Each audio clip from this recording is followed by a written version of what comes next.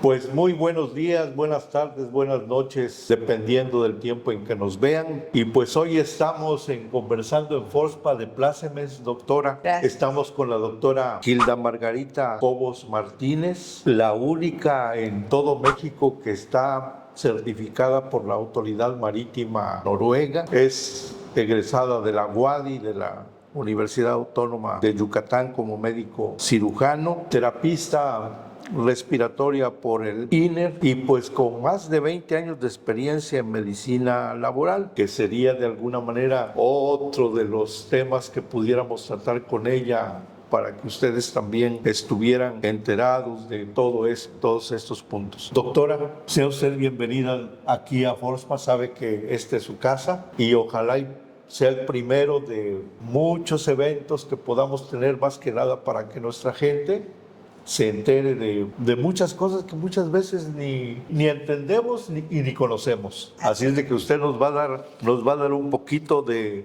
luz en estos asuntos. Muchas gracias por la invitación. Es un gusto estar aquí con ustedes y poder colaborar con algo. Nos da un gusto enorme recibirla, de veras. Y para comenzar, doctora, fíjese, a veces todo mundo habla del sistema inmunológico, pero en realidad, ¿qué es el sistema? ¿Cómo funciona? ¿Cómo está conformado?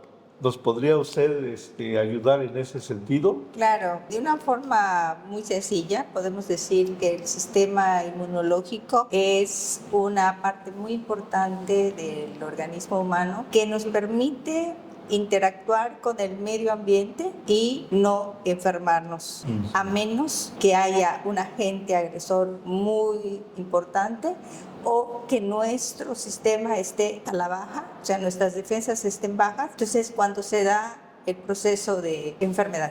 De enfermedad. Entonces, el sistema inmune es una serie de... Existen defensas naturales y defensas específicas para determinados microorganismos. Y son partículas, son sustancias químicas que tenemos adentro de nuestro cuerpo y que permiten defendernos. Se activan cuando estamos en contacto con gérmenes patógenos y permiten defendernos. Están circulando en sangre, se llaman, es la parte de la sangre que se llaman glóbulos blancos. Los blancos. Así es, hay una variedad de glóbulos blancos que nos permiten defendernos de bacterias o de virus o de otros microorganismos. ¿Qué tan cierto, doctora, hay de que tenemos un sistema de protección o defensas innatas y que las adquirimos desde que prácticamente estamos incluso en el seno materno? ¿Qué tan cierto es? Es muy cierto, estamos diseñados. La naturaleza nos diseñó para podernos defender desde el momento en que nacemos, que somos tan indefensos, por decirlo. Sí. Es algo controversial, pero cuando nacemos no nos podemos defender mucho. Entonces la naturaleza nos dotó de ciertas barreras naturales que nos permiten defendernos de las agresiones del ambiente. Y aquí, aprovechando, doctora, un poquito, ya viste que actualmente muy pocas madres quieren amamantar. ¿Qué tan cierto hay de que el amamantamiento nos proporciona desde edad temprana parte de lo que es nuestro sistema? Así es, definitivamente la lactancia es un factor primordial que cuando un niño no recibe lactancia materna está totalmente en desventaja, porque cuando nacemos tenemos barreras naturales, pero los anticuerpos, los que tenemos son los que la mamá nos dio durante el embarazo. Va transmitiendo. Y cuando salimos, la mamá nos da estas defensas a través del seno materno. Entonces, incluso el sistema de vacunación en todo el mundo está diseñado de manera que empieza a usarse desde el nacimiento para que cuando lleguen los primeros 6 meses el niño ya tenga defensas naturales, o sea, propias, y durante esos 6 meses el seno materno es muy importante porque está en desventaja con respecto al medio en que se desenvuelve. Entonces, pues a nuestro público sí sería conveniente exhortarlo, convencerlo de que realmente desde edad muy temprana, a través del amamantamiento, pues recibimos esa parte de lo que es el sistema inmunológico para defendernos, como comenta usted, ante los invasores que pudieran ser bacterias, hongos, virus, parásitos, ¿no? Así es. ¿Qué diferencia hay entre un hongo, un virus, un parásito, una bacteria? Ok, son diferentes seres vivos y no vivos, porque los virus están clasificados como partículas no vivas. ¿No vivas? Pero tienen capacidad de producir, si se dan las condiciones, enfermedad. Las bacterias son microorganismos que han evolucionado, pero que tenemos manera de defendernos natural y a través de antibióticos. O sea, yo detecto una enfermedad bacteriana, yo puedo dar un antibiótico. En cambio, en una infección viral, el virus no es un ser vivo y puede colonizar o entrar a un ser humano, reproducirse a través del sistema del ADN de la célula, se reproduce, por decirlo de alguna manera, se lo roba, se reproduce, y no tenemos antivirales para combatirlos para todos los virus. Por ejemplo, el más reciente que tuvimos. Así es, COVID-19. Tenemos algunos antivirus, pero no están disponibles para toda la población por lo escaso y lo caro que son. Entonces, para los virus, por lo general, solo nos defendemos de manera natural. ¿Anticuerpos? Así es, con anticuerpos. Y bueno, a través de, hay vacunas disponibles específicas para algunos, no para todos. Así es. Los hongos son otro tipo de microorganismos que se encuentran incluso dentro de nuestro cuerpo. Tenemos en las diferentes cavidades de nuestro cuerpo, incluso en la piel, tenemos un equilibrio de microorganismos que conviven con nosotros. Y cuando hay algún desequilibrio, alteración, para que una enfermedad se dé, se necesita que la interacción es el medio ambiente, el individuo y el microorganismo que puede causar la enfermedad. O el microorganismo es muy fuerte, o las condiciones del ambiente no son adecuadas, o las condiciones del individuo en cuanto a defenderse están bajas. Entonces, si se rompe ese equilibrio, se da enfermedad. Entonces, en nuestro cuerpo incluso existen hongos que conviven con nosotros y no dan enfermedad a menos que haya un desequilibrio. Y bueno, existen parásitos que por lo general esto se manifiesta en cualquier edad, pero más frecuente en niños, cuando estamos en contacto con, por decirlo de alguna manera, con la tierra. Ellos lo ingieren y a través de alimentos contaminados, incluso los adultos, alimentos contaminados que se riegan con aguas negras, pueden adquirir parásitos y que pueden producir enfermedad. Pero podemos erradicarlos, eso no es gran problema. El problema real aquí, yo lo veo, es con los virus. Los virus sí son más complicados de combatir. Hay unos que son más fáciles y hay unos que son más difíciles. Haciendo un pequeño paréntesis con esto, preguntarle porque a lo mejor mucha gente está inquieta con el virus de la viruela del mono. Es tan cierto hay que la OMS ya lo declaró como una emergencia sanitaria, ¿no? Sí, definitivamente lo publicó, y lo que pasa es que es una zoonosis, es una enfermedad producida por un microorganismo que viene de los animales. Del animal. Así es. Entonces, cuando hubo las condiciones de la convivencia, pasó de los animales al individuo. Y ahora se puede transmitir de individuo a individuo. Y como cualquier enfermedad, Cuando el individuo tiene defensas elevadas, no hay problema. Pero cuando tiene alguna deficiencia, por ejemplo, si es diabético y está descontrolado, si padece cáncer o si tiene VIH o cualquier patología que haga que las defensas bajen, desnutrición, por ejemplo, anemia, esa enfermedad puede producir incluso la muerte. Y pues como ya está distribuyéndose alrededor del mundo, pues entonces lo declaran es una enfermedad, por decirlo de alguna manera, nueva. Okay. Por eso es una emergencia sanitaria.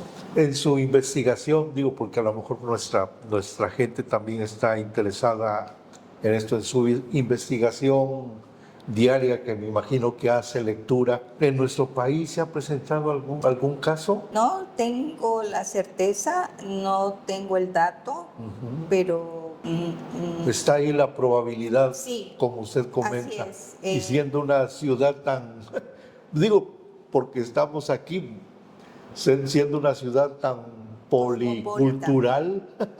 Sí, Ciudad del Carmen es una ciudad en la que convivimos con países, regiones de nuestro país. Así es, entonces el riesgo de cualquier enfermedad, incluso en algún momento en los últimos 10 años, y hubo una emergencia sanitaria por ébola, incluso aquí en el área petrolera hubo un aviso de vigilancia, porque nos llega gente de todas las partes del mundo y así se transmiten las enfermedades. Sí, es cierto, tenemos personal noruego, holandés, italiano, japonés, chino, filipinos en las embarcaciones, panameños, hondureños, ¿no? Digo, pues, es una buena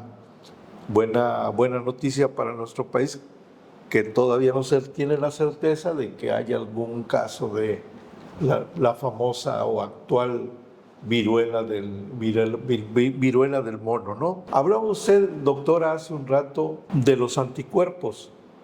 En realidad, ¿qué son los anticuerpos? ¿Cómo podemos entender eso? Claro, son partículas proteicas, son globulinas que tienen diferentes funciones. Y cuando estamos en contacto con el ambiente o con algún microorganismo en específico, nuestro sistema inmune se activa y las produce y tiene memoria para responder a un futuro en el momento y en un futuro encuentro con el mismo microorganismo. Esos son los anticuerpos. Cuando estamos enfermos se produce un tipo de anticuerpos, o sea, un tipo de molécula. Cuando nos defendemos y cura la enfermedad, queda memoria en otro tipo de moléculas y eso son los anticuerpos. Que sean nuestros combatientes internos. Así es. Oiga, bueno, hablando de eso, ¿qué tan cierto es también que pudiera ser que algún virus quisiera distraer o quisiera lo que le llaman la mutación, ¿no? Que se disfrazan y que realmente nos lleguen a atacar, ¿no? Su pregunta es muy buena porque precisamente por eso los virus son algo al que hay que dar mucha importancia, porque incluso con las vacunas, porque los virus tienen la capacidad de transformarse y mutar, como lo está diciendo, y de esa manera se defienden de alguna manera ellos para poder seguir existiendo. Y cuando tenemos memoria, ya sea por vacuna o por enfermedad, podríamos enfermarnos si hay un cambio radical en el virus, en la molécula del virus, y nuestro sistema inmune no lo va a reconocer totalmente. Entonces, tal vez no vamos a tener una enfermedad muy agresiva, pero sí nos podemos enfermar. Incluso por eso, por ejemplo, la vacuna de la influenza es un refuerzo anual, porque cada año se espera que haya una mutación o que haya circulación de otra variedad de virus de influenza. Entonces sí, es muy cierto.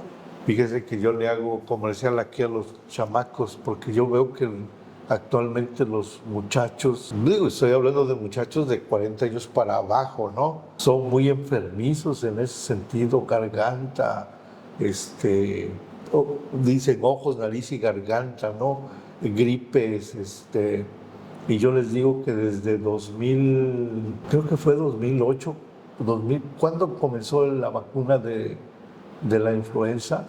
Bueno, Yo recuerdo que la pandemia de influenza sí, así fue declarado. Fue aproximadamente 2008-2009, en el sexenio de Felipe Calderón. Incluso pararon actividades y hubo vacunación masiva. Pero la vacuna de influenza está disponible desde hace mucho tiempo. Pero ya de alguna manera de uso común en los trabajadores obligatoria, en algunas, en niños y en adultos mayores de 65 años es obligada, y en gente joven, sobre todo cuando trabajan en lugares en los que están cautivos, por decirlo de alguna manera, como las plataformas, los barcos, es obligado a vacunar con influenza. Y eso es a partir de 2009 aproximadamente. Sí, yo recuerdo que fue el primer año en el que nos vacunamos. Yo estaba todavía en el centro de adiestramiento, en el CASES, y llegaron ahí a vacunarnos a todos, y año con año yo lo he hecho, y fíjese, desde entonces yo no he tenido gripe. Así es. Yo no he padecido de ningún problema. Me canso de vez en cuando garganta, pues porque ese es nuestro trabajo, transmitir conocimiento a través de la palabra, ¿no? Oiga, sabemos, por ejemplo, que, como comentaba hace un rato al inicio, que hay una inmunidad innata y hay una inmunidad adquirida. ¿Pudiéramos decir que la inmunidad adquirida es a través de las vacunas? Así es, la inmunidad adquirida puede ser a través de las vacunas o a través de las enfermedades. La diferencia se llama activa y pasiva, o sea, hay inmunidad activa y hay inmunidad pasiva. La activa es cuando nos enfermamos y nuestro cuerpo reacciona de manera natural, y la memoria que deja la enfermedad es para toda la vida, y la memoria que dejan las vacunas con el tiempo puede ir bajando. Y como la estimulación del organismo para producir anticuerpos a través de las vacunas no es a través de mecanismos como la enfermedad, se llama pasiva. Pero funcionan muy bien.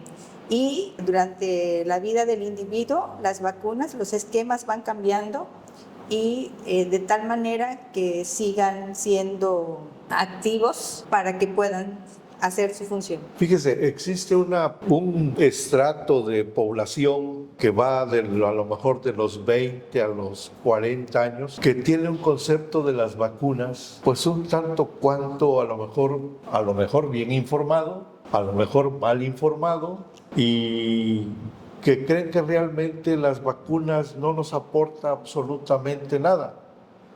Yo comento con ciertos personajes que pues a mí me vacunaron de toda la vida, ¿no? Y que ni soy zombie, ni soy ni me he convertido en nerd, ni nada de lo que se parezca, ¿no? Entonces, ¿qué nos puede usted comentar al respecto? Sí, desafortunadamente en años recientes hay una corriente de antivacunas. Y bueno, han asociado las vacunas en algunos casos con efectos secundarios, y hay gente que prefiere no vacunar, pero el riesgo puede ser tomado por adultos, pero creo que no es adecuado que ese riesgo lo tomen por los niños pequeños, porque no es lo mismo alguien que no puede decidir si lo puede usar o no lo puede usar, y que su sistema inmune de alguna manera Está en formación, ¿no? exactamente.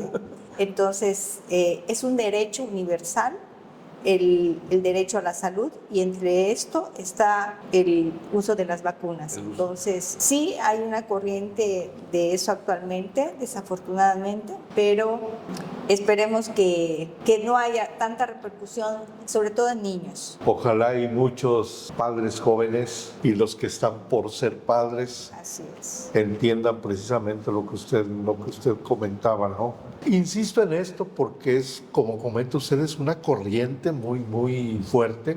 ¿Qué hay o hasta dónde estamos informados o está informado esa generación antivacunas, como usted las menciona, de que a través de las vacunas nos inyectan mercurio?